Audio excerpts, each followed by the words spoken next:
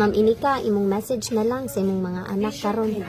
Ang message ako mga anak ko na nga, unta malipayon sila. Kay kami maginahinay sa may kalipay nga, na sila sa babaw. Liksi, masano ka tinan yung papa, no? Kasi kikilak tayo. Yung papa dyan na-touch ninyo. Luoy kanyong papa dahil makakitagwar na mga anak sa umin akong kwarta. Uy, wala naman akong gibuhi. Wala naman akong mga kalipay.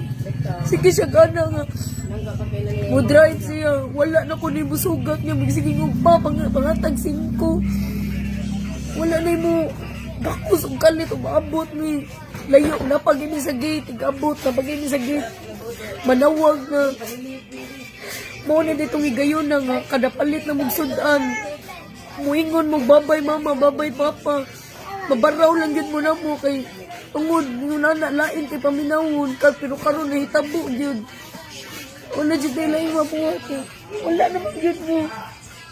Ako na lang ani, yung 15 nagpasaka ninyo. Kantayin nyo kong tabangan, yung 15 nagpasaka ninyo kong kuanan yun. Uy, kayo Subo na mo balik mama sa DH Prevention. Sige lalim.